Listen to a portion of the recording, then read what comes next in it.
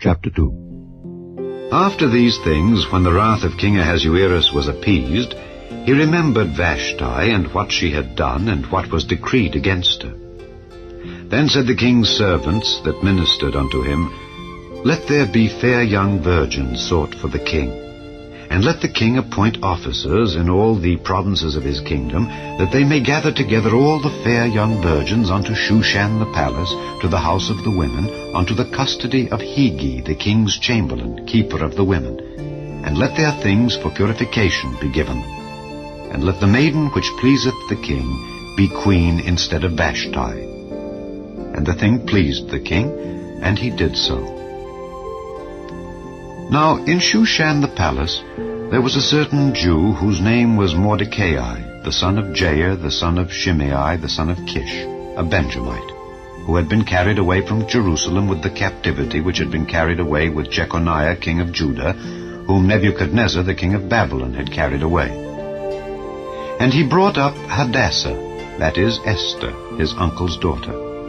For she had neither father nor mother, and the maid was fair and beautiful, whom Mordecai, when her father and mother were dead, took for his own daughter.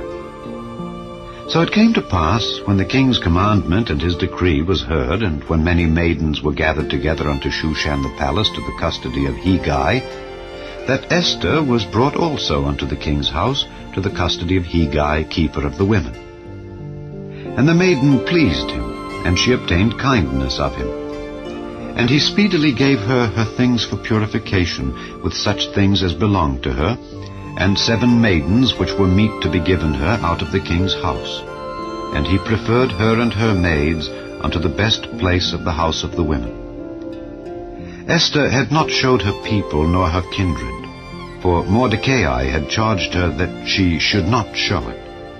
And Mordecai walked every day before the court of the women's house to know how Esther did, and what should become of her.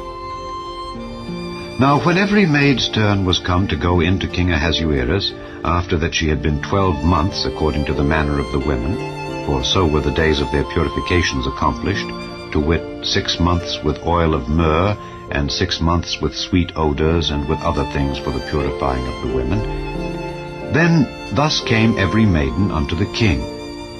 Whatsoever she desired was given her to go with her out of the house of the women unto the king's house. In the evening she went, and on the morrow she returned into the second house of the women, to the custody of Sheashgaz, the king's chamberlain, which kept the concubines.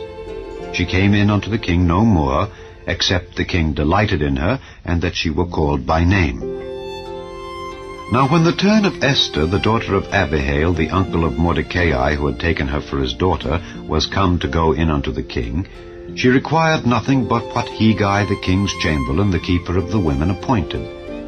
And Esther obtained favor in the sight of all them that looked upon her. So Esther was taken unto King Ahasuerus into his house royal in the 10th month, which is the month Tebeth, in the 7th year of his reign. And the king loved Esther above all the women, and she obtained grace and favor in his sight more than all the virgins, so that he set the royal crown upon her head, and made her queen instead of Vashti.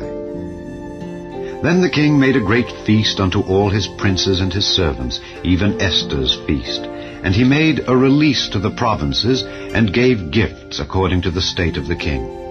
And when the virgins were gathered together the second time, then Mordecai sat in the king's gate. Esther had not yet showed her kindred nor her people, as Mordecai had charged her. For Esther did the commandment of Mordecai, like as when she was brought up with him. In those days, while Mordecai sat in the king's gate, 2 of the king's chamberlains, Bigthan and Teresh, of those which kept the door, were wroth, and sought to lay hand on the king Ahasuerus. And the thing was known to Mordecai, who told it unto Esther the queen. And Esther certified the king thereof in Mordecai's name. And when inquisition was made of the matter, it was found out. Therefore they were both hanged on a tree, and it was written in the book of the Chronicles before the king.